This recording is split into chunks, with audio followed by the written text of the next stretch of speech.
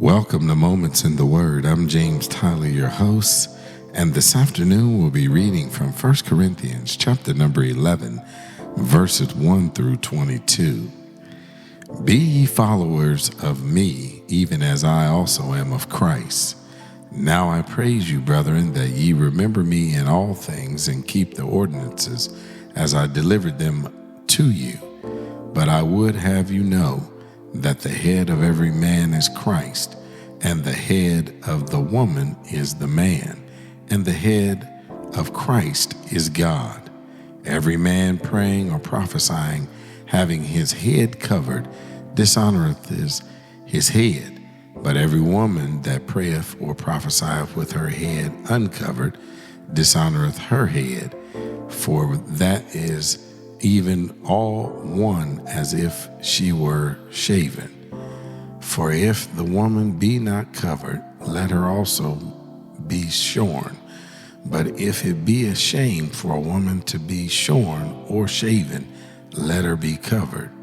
For a man indeed ought not to cover his head, for as much as he is the image and glory of God.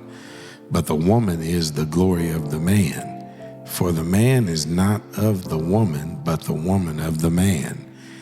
Neither was the man created for the woman, but the woman for the man. For this cause ought the woman to have power on her head because of the angels. Nevertheless, neither is the man without the woman, neither the woman without the man in the Lord. For as the woman is of the man, even so is the man also by the woman, but all things of God. Judge in yourselves, is it comely that a woman pray unto God uncovered? Doeth not even nature itself teach you that if a man have long hair, it is a shame unto him? But if a woman have long hair, it is a glory to her, for her hair is given her for a covering. But if any man seem to be contentious, we have no such custom, neither the churches of God.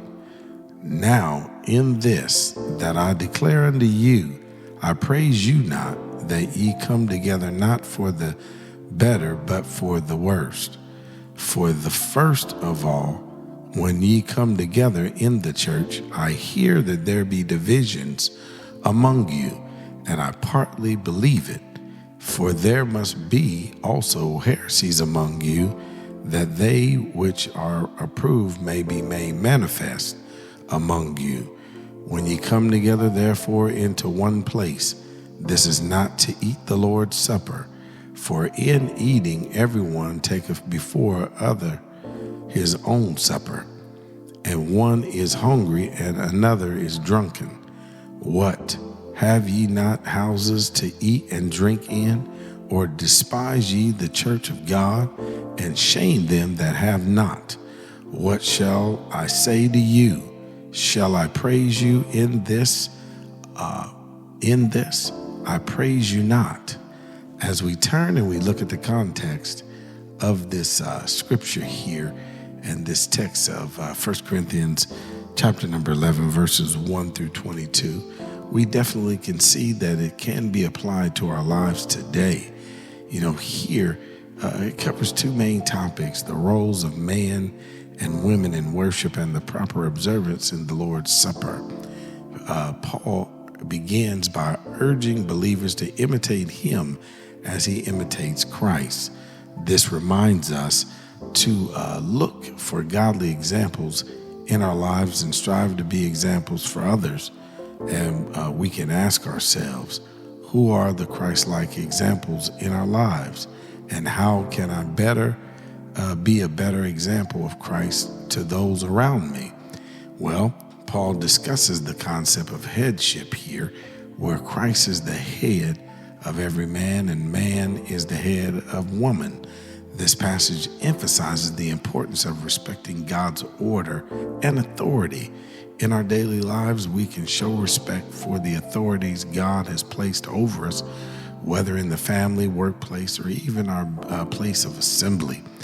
While the cultural practice of head coverings may not be relevant today, the practice of modesty and respect in worship remains important.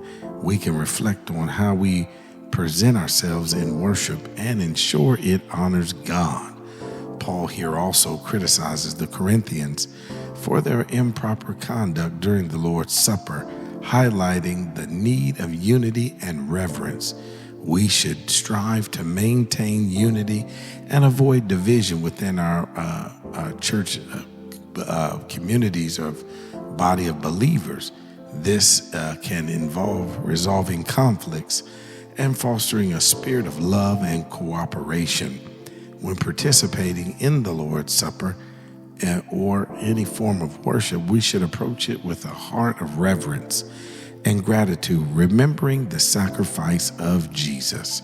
And as always, by reflecting on these principles, we can better align our lives with the teachings of 1 Corinthians 11, verses 1 through 22, and grow in our faith and community.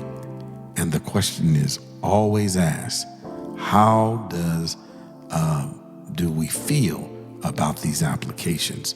Are there any specific areas that we would like to focus on to help us be a better reflection of Christ within the earth? I'm James Tyler, coming to you live from the Castle Studios, and welcome again to Moments in the Word. God bless.